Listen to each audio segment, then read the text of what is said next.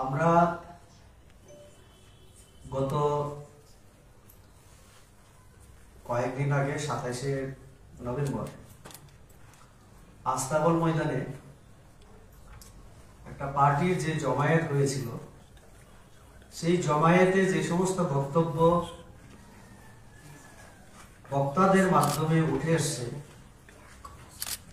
সেই সম্পর্কে আমাদের পার্টির কিছু কিছু ক্ষেত্রে প্রতিক্রিয়া দেওয়ার জন্য আমরা আজকে এখানে আপনাদের আহ্বান করেছি।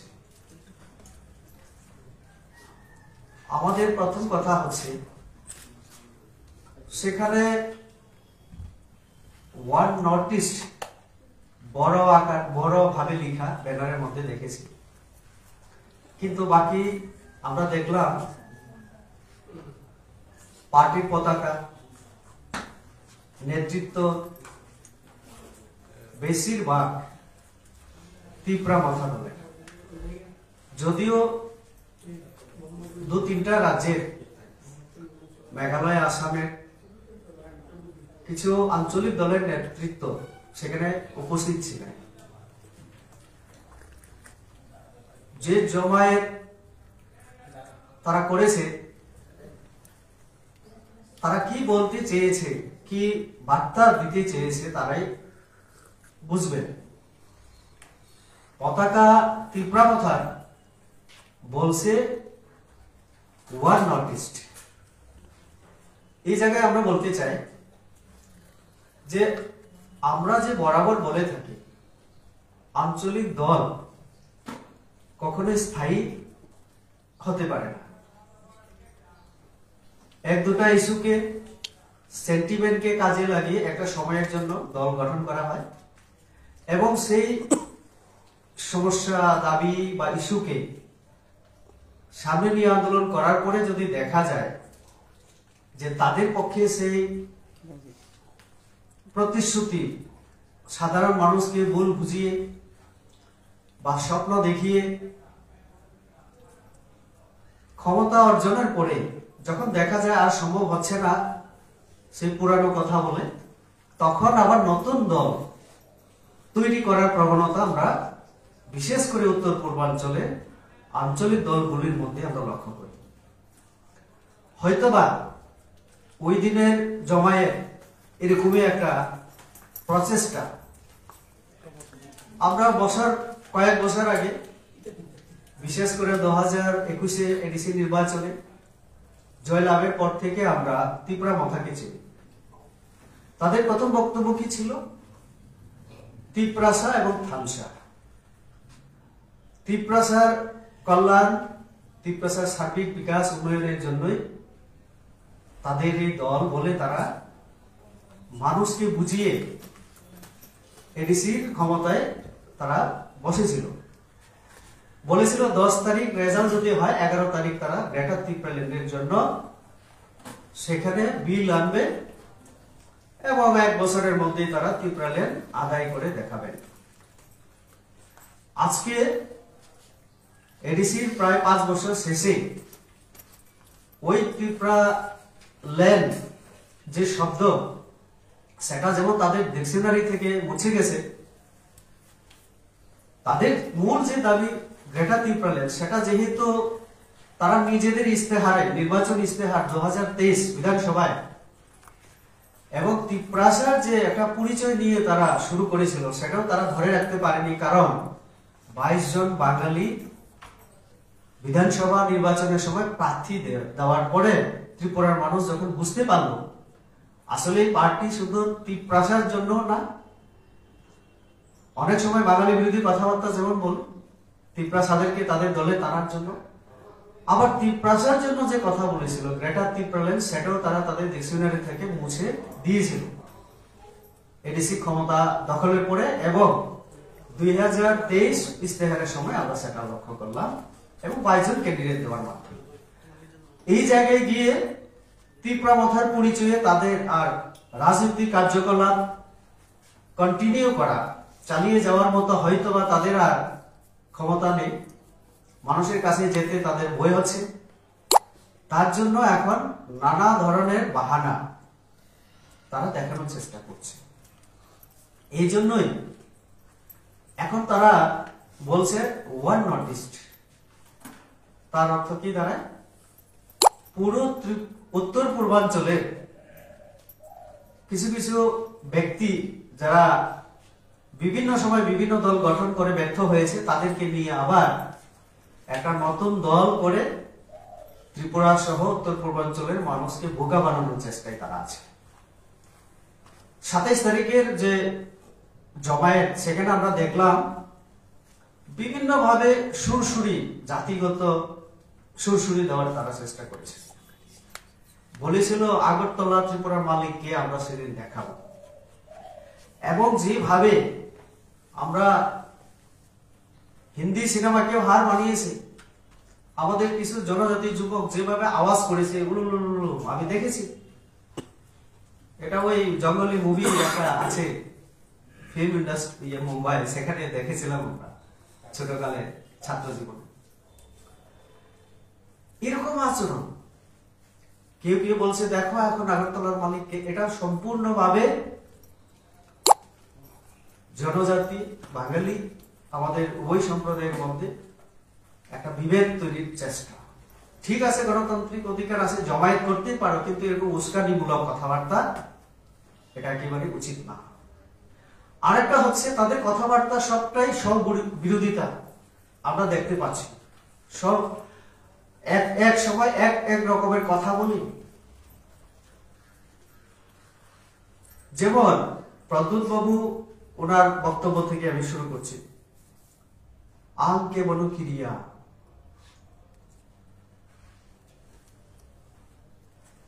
एक दिन ग्रेटा तिप्रालैंड होगा, बांग्लादेश को औकात दिखाने के लिए मैंने ग्रेटा तिप्रालैंड मांगा। এটাও বলেছেন তিনি। তাহলে গ্রেটা তিপ্রালैंड কেন দরকার, সেই যুক্তি দিতে গিয়ে তিনি যে বিভিন্ন সময় বিভিন্ন কথাবার্তা বলেন। ত্রিপুরার মানুষ যথেষ্ট রাজনৈতিক সচেতন।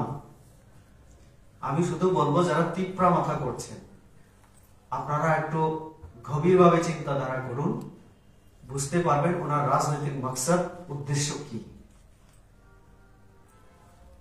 থানচা তিপ্রাসা যখন কোথাও জাতিগত দাঙ্গার পরিবেশ তৈরি হয়, তিনি মুখ বন্ধ করে রাখেন। থানচা হবে? থানচা ওনার দলের মধ্যেও নেই। থানচা ওনার দলের দ্বারা তিপ্রাসাদের মধ্যেও থানচা করার কোনো উদ্যোগ আমরা দেখিনি আজ পর্যন্ত। না হলে আমাদের সঙ্গেও একসঙ্গে সরকার চালাচ্ছি, আমরা সরকার চালাচ্ছি, তারপরেও एडीसी में घुसने नहीं दूंगा, ये सही है? গণতান্ত্রিক দেশ। আপনি তো 10 বার দিনে সংবিধানের কথা বলেন। সংবিধানটা না হয় আমরা জানি না, কম জানি। আপনি তো দাবি করেন ভালো সংবিধান জানেন। তো যে সংবিধানে লেখা আছে এই দেশটা এখন গণতান্ত্রিক দেশ, ভারতবর্ষ এবং ত্রিপুরা একটা অঙ্গরাজ্য, সেখানে আপনি বিজেপির মতো দলকে এবং অন্যান্য দলকে এডিসির মধ্যে আপনি ঢুকতে দেবেন না, এই হুমকি আপনার মুখ থেকে এটা শোভা পায়? তো কাজে তাদের বক্তব্য বিভিন্ন সময় বিভিন্ন রকম স্ববিরোধিতামূলক। আর আমি বলছি প্রদ্যুৎ বাবু, উনি যদি নামটা বলে দিতেন আমি খুশি হতাম। বলেছেন মিনিস্টার নিয়ে রাং আছে, একটা কথার মধ্যে দেখবেন মিনিস্টার নিয়ে রাং আছে। মিনিস্টার ইংরেজিতে হয়ে গেল, নি মানে আবার কম বড়, রাং আছে আবার বাংলা হয়ে গেল। মিনিস্টার নিয়ে রাং আছে, চিনি হিম্মত হে। উনি যদি শুধু ককবরকে বলতেন খুশি করতাম, ককবর ফাঁসি হিসাবে, না হলে শুধু হিন্দিতেই বলতেন। মিনিস্টার নিয়ে রাগ আছে, চিনি হিম্মত আছে, হিম্মত সবারই আছে। আপনি তো রাজা দাবি করেন, তো আপনার তো হিম্মত আরো থাকতেই পারে, কিন্তু এটা গণতান্ত্রিক। আর আপনি একজন কোন মন্ত্রীর বিরুদ্ধে আঙ্গুল যখন তোলেন, তখন ওনার নাম বলে দেওয়া উচিত। এই মিনিস্ট্রিতে আপনারও 2 জন মিনিস্টার আছে, তাহলে কোন মিনিস্টারের কথা বলছেন? অনিমেষ বাবুর কথা না বিশ্বকিতু বাবুর কথা? তারাও তো মিনিস্ট্রিতে আছে।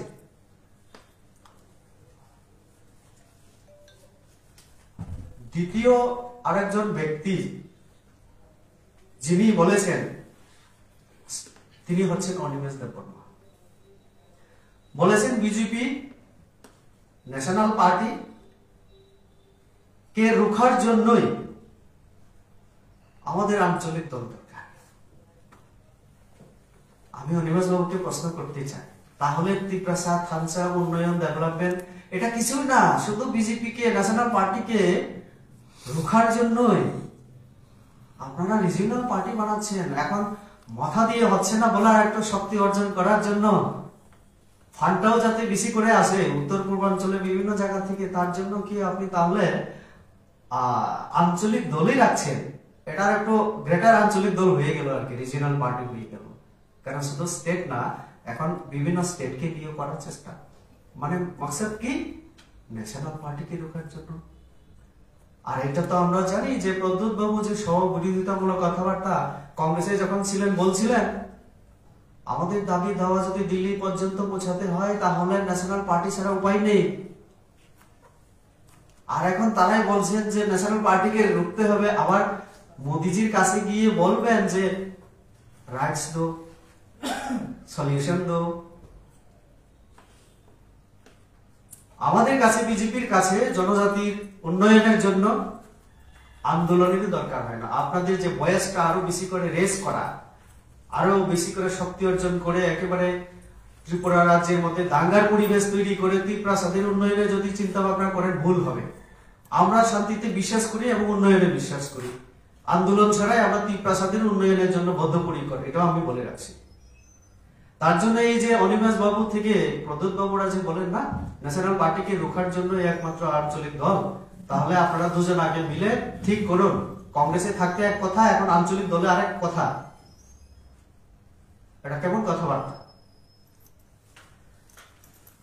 সেই দিন আরেকটা জিনিস আমি লক্ষ্য করলাম, পুরো ভাষণ অনুষ্ঠান আমি দেখেছি, আপনাদের অবশ্যই মনে আছে সিএবি, সিটিজেনশিপ অ্যামেন্ডমেন্ট বিল।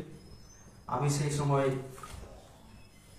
পার্লামেন্টের সদস্য হিসেবে আমার পার্টি হুইপ জারি করায় আমি বিজেপির সাংসদ হিসেবে আমি সিএবির বিলে ভোট দিয়েছিলাম।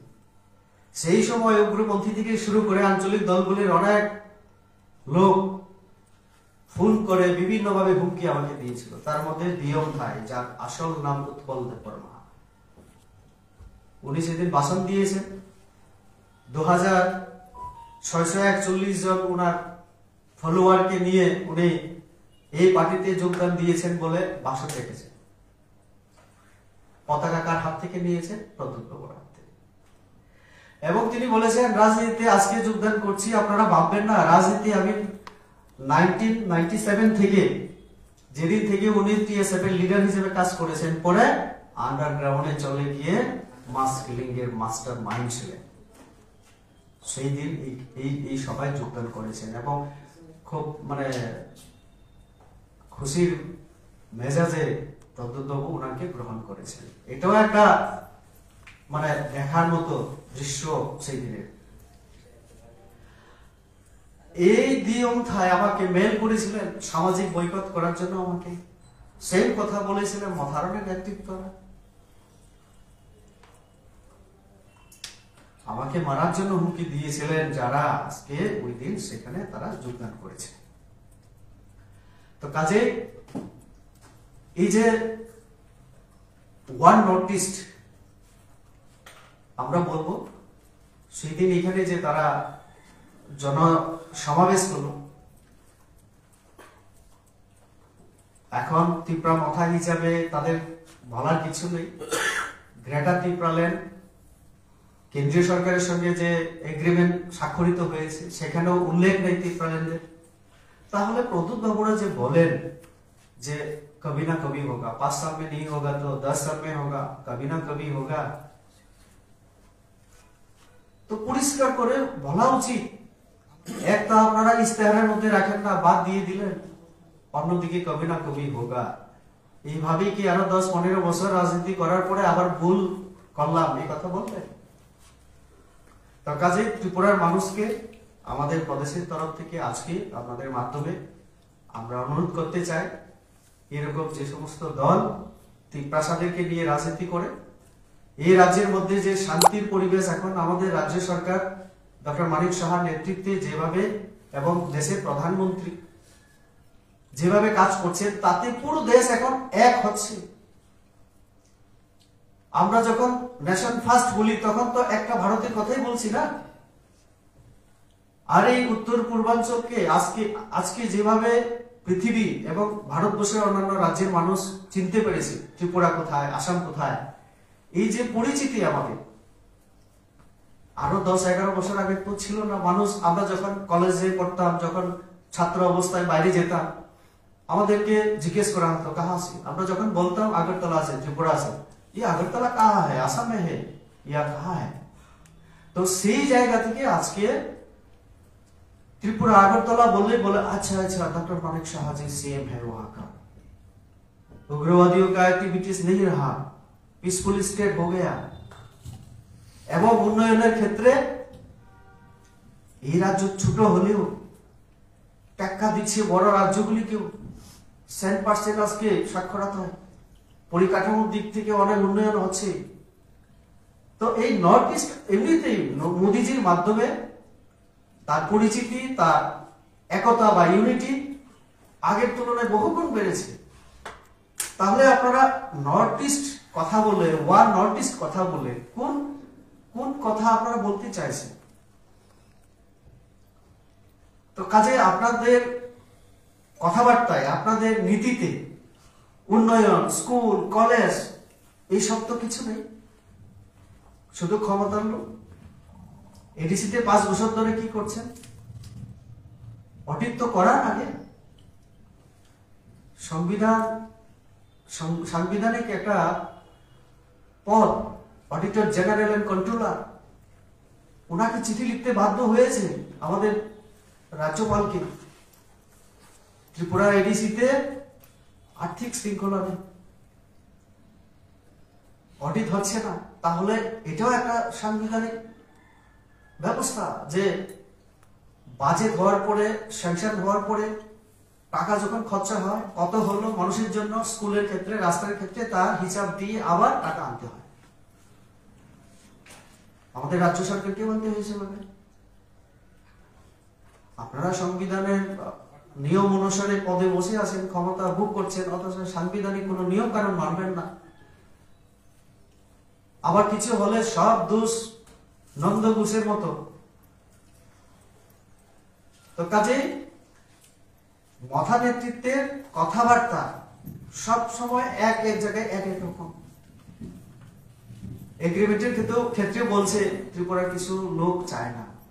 আমি তো বারবার জিজ্ঞেস করছি, আমরা জিজ্ঞেস করছি, 1-2 জন যে সেখানে রেবতী ত্রিপুরা আছে কিনা বলুন না, ডক্টর মানিক সাহা আছেন কিনা বলুন না, না রাজীব ভট্টাচার্য আছেন। নামটা বললে খুশি হতাম, আমরা তারপরে আমাদের প্রতিক্রিয়া আমরা ব্যক্ত করতাম। তো কাজে ত্রিপুরার মানুষকে বোকা বানানোর জন্য এসব হচ্ছে। এবং আর একটা কথা, আমাদের মধ্যে যাতে দাঙ্গার পরিবেশ তৈরি হয়, রাজনৈতিক ফায়দা নেওয়া যায়, ত্রিপুরার মানুষকে আমি অনুরোধ করবো এই সম্পর্কে সচেতন থাকার জন্য।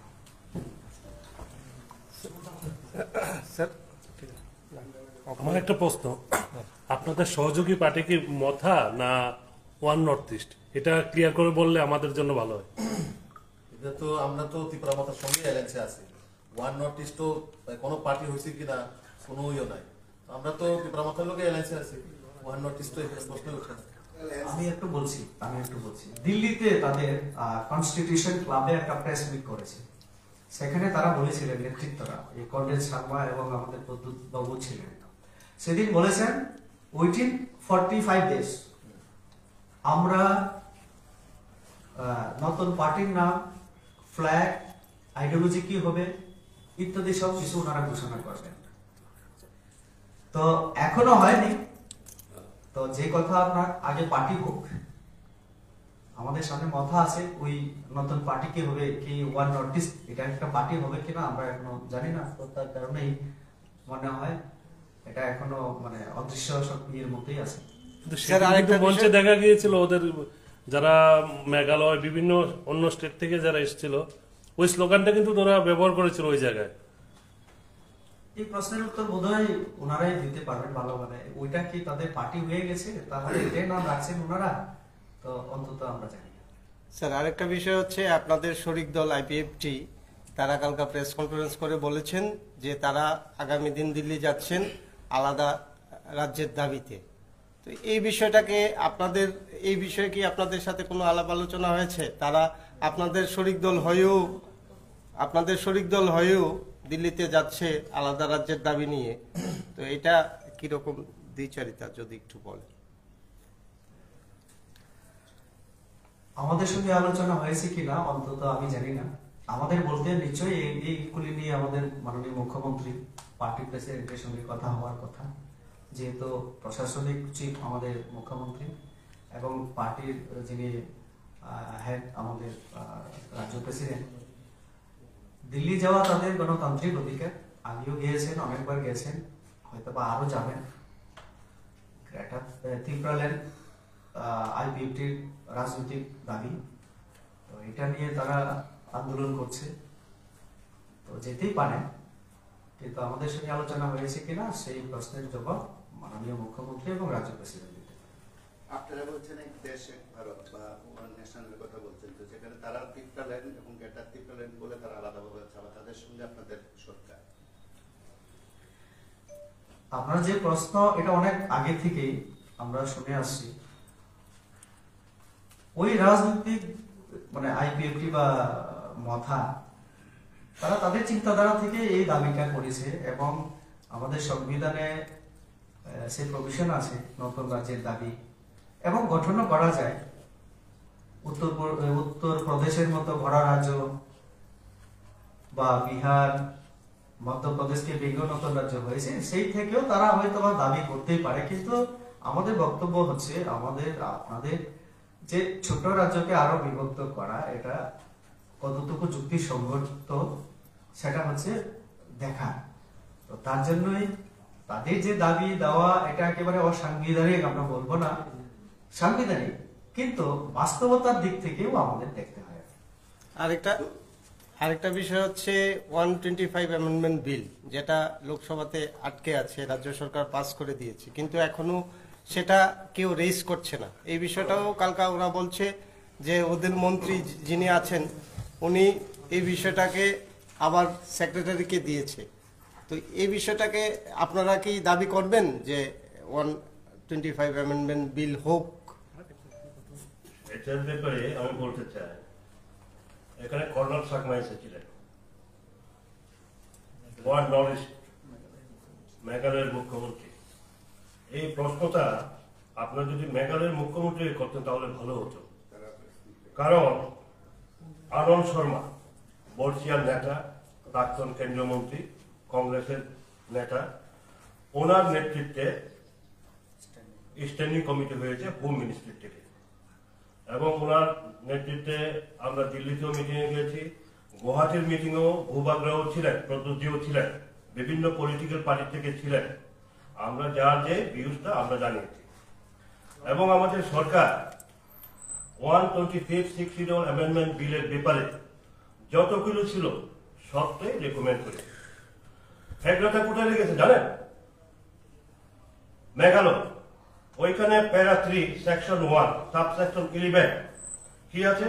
আর্টিকেল 280, এটা ফিনান্স কমিশনে। পঞ্চায়েতের যেমন 73rd amendment, municipalities 74th amendment, এগুলো করা, কিন্তু ওরা এটার ব্যাপারে সহমত পোষণ করে না। ওইখানে কমিশন বলেছে সেখানে ইলেক্টেড বডি হবে, কিন্তু সেখানে মেঘালয়ে কোনো ইলেক্টেড বডি নেই। ওইখানে দরবার বা কাউন্সিল, এখানে ভিলেজ দরবার, এভাবে তাদের নন ইলেক্টেড বডি, তাদের মাধ্যমে কাজ করে। পরিষ্কার ভাবে বলে দিয়েছে যে মেঘালয় গভর্নমেন্ট তুমি এটাকে সংশোধন করে পাঠাও, আজ পর্যন্ত পাঠিয়েছেন। আর এখানে এসে কর্নাল সাংমা, মেঘালয়ের মুখ্যমন্ত্রী, ওয়ান নর্থ ইস্টের নেতা, উনি বলছেন 125 ত্রিপ্রাসাদের জন্য, জনজাতিদের জন্য। আজকে বলুন সেও জনজাতি, কর্ণাটক থাকবো জনজাতি। সেই জনজাতি মুখ্যমন্ত্রী এখানে, যার কারণে এই বিলটা আটকে রয়েছে। আর ত্রিপুরা রাজ্যে বিজেপির নেতৃত্বে বাঙালি মুখ্যমন্ত্রী দ্বারা যত কিছু অ্যামেন্ডমেন্ট সবকিছু ক্লিয়ার করে দিয়েছে। তার জবাব কি দেবেন প্রদ্যুৎ বাবু, তারা কর্ণাটক থাকবো দেবেন? এটা প্রশ্ন করুন। এইভাবে মিজোরাম জনজাতি মুখ্যমন্ত্রী, ওইখানে কেন ক্ষমতা দিতে চান না? Mara autonomous council, Lai autonomous council, Chakma autonomous council কেন দেন না? এখন কথা হচ্ছে, আমি এখানে আপনারা সিনিয়র সাংবাদিক যারা আছেন, আপনারা যদি ওই 1992-93 পত্রিকাগুলো যদি আপনারা খুলে দেখেন, তখন তো প্রিন্ট মিডিয়া বা ইলেকট্রনিক মিডিয়া এত শক্তিশালী ছিল না। ওই সময় কি ডাক দিয়েছিল? একই দিয়ে জনজাতি মুখ্যমন্ত্রী করতে হবে, ট্রাইবাল মুখ্যমন্ত্রী করতে হবে।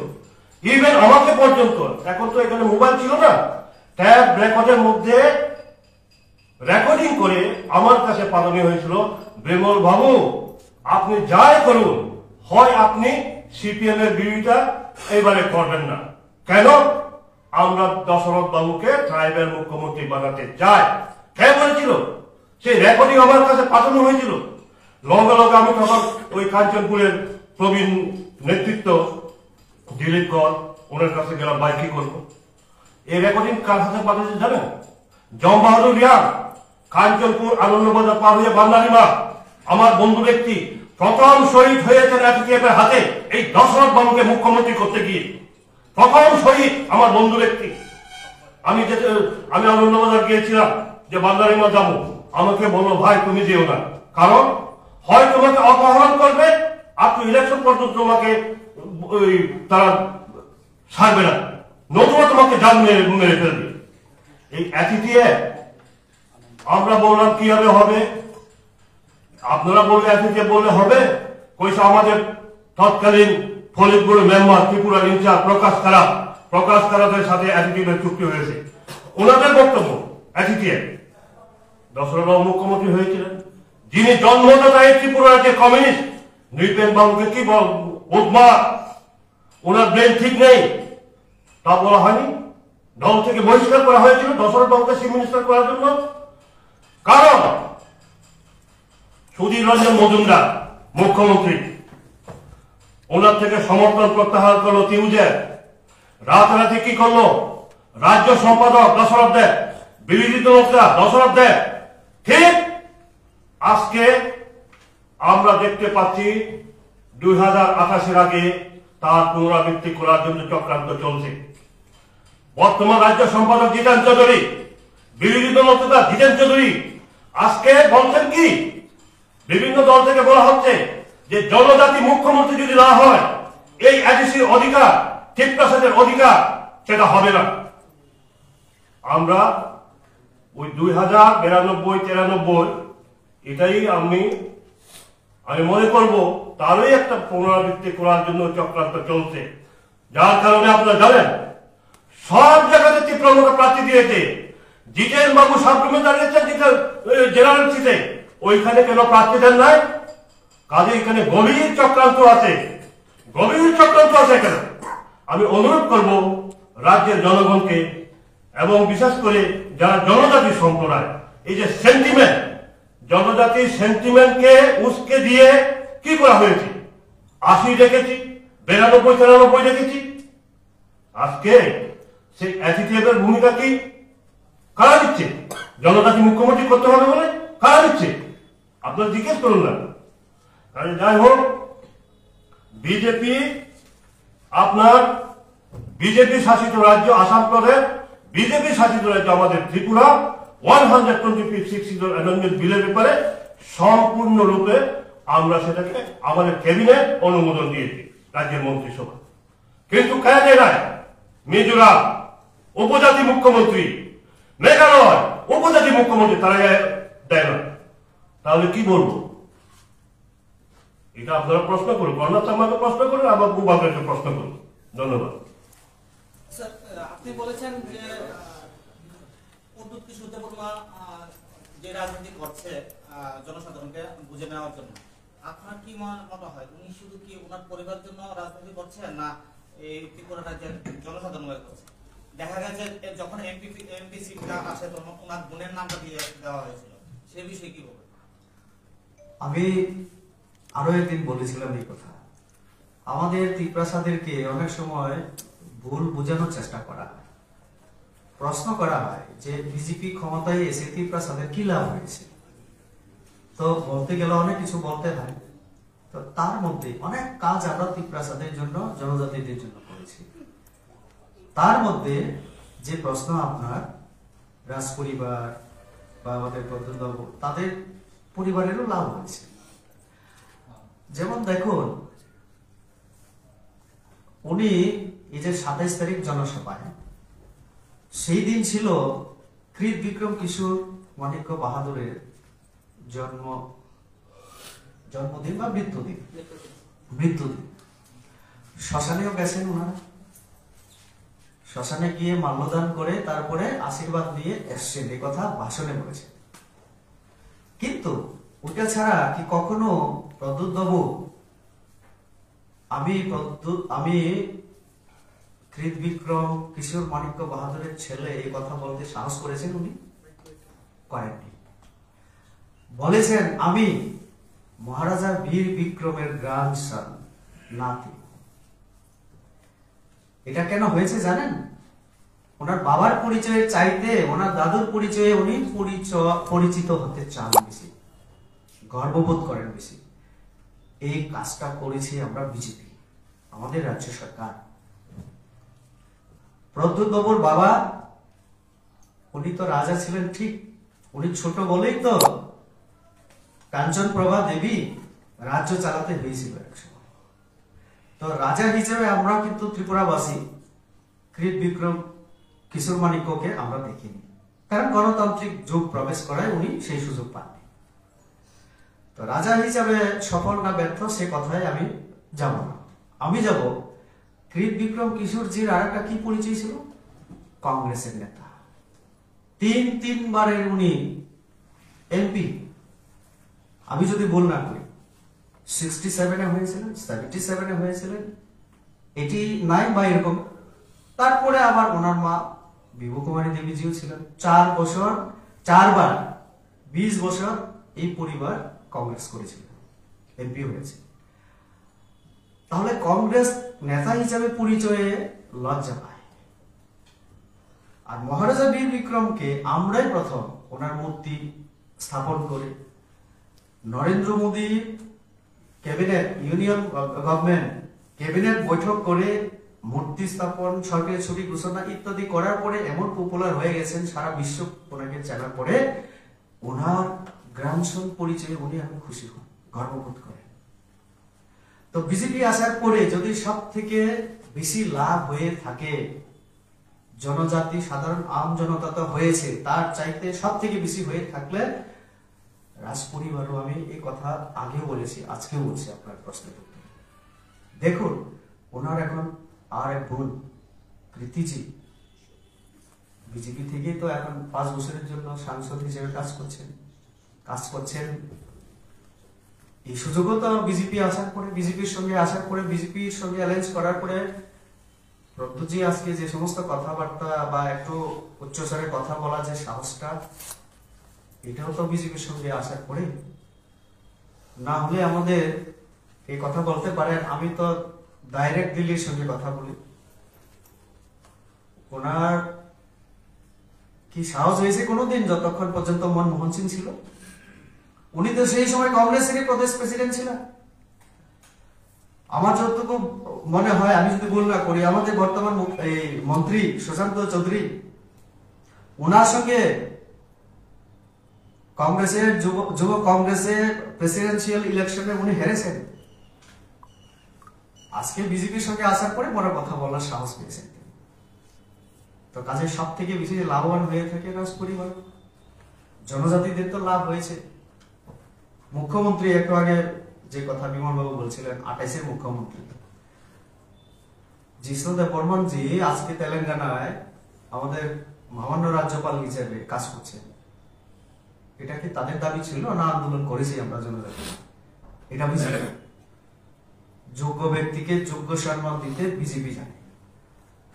আর জনজাতি মুখ্যমন্ত্রী হলে সব সমস্যার সমাধান হয় না। দশরথ বাবু মুখ্যমন্ত্রী হয়েছিলেন দেখেছি। আর এডিসিতে সবই তো আপনারা আমরা তিপ্রাসাই তো এডিসির অবস্থা দেখুন না। বিপ্লব দেব এবং ডক্টর মানিক সাহা উনি বলেছেন বিমল বাবু যে বাঙালি মুখ্যমন্ত্রী হলেও আমাদের জনজাতি এবং বিজেপি যে সমস্ত আমরা দাবি দাওয়া করেছি জনজাতিদের স্বার্থে, এডিসির স্বার্থে, সার্বিক বিকাশের স্বার্থে সবটাই ক্যাবিনেটে ডিসিশন নিয়ে আমরা কেন্দ্রের কাছে পাঠিয়ে রেখেছি। যে সময় বিল আসবে আমাদের সেখানে আমরা দেখেছি আনন্দ শর্মাজি যখন স্ট্যান্ডিং কমিটির চেয়ারম্যান ছিলেন, আমিও মেম্বার ছিলাম পার্লামেন্টে, রাজ্যসভার সদস্য হিসেবে উনি উপস্থাপন করেছেন, তার কপি আমার কাছেও আছে। আমরা যে সমস্ত পাঠিয়েছি হুবহু সবটাই গ্রহণ করেছে কেন্দ্রীয় সরকার এবং ড্রাফটিং কমিটি। এখন সেইগুলি নিয়ে আমিও কথা বলেছি, 50টা সিটের কথা আমি প্রথম এডিসিতে, আমার আগে কেউ বলেনি। আপনারা রেকর্ড দেখুন, অন্তত 3-4 বার আমি পার্লামেন্টে দাঁড়িয়ে কথা বলেছি। তো যখন হবে হবে, কেন হচ্ছে না তার কারণ কেন্দ্রীয় সরকার চাইছেন উত্তর পূর্বাঞ্চলের যে 10টা এডিসি অটোনমাস ডিস্ট্রিক্ট কাউন্সিল তাদেরকে সমান ক্ষমতা দেওয়ার জন্য। আর কোন রাজ্য সরকারের সঙ্গে বিরোধ করে সেটা সম্ভব না। তার প্রমাণ ওই মেঘালয়তে জনজাতি মুখ্যমন্ত্রী, জনজাতির জন্যই সেটা হচ্ছে, কিন্তু মুখ্যমন্ত্রী জনজাতি হলেও রাজ্য সরকার সেখানে আপত্তি জানানোতে সেটা দেরি হয়ে গেছে। ধন্যবাদ।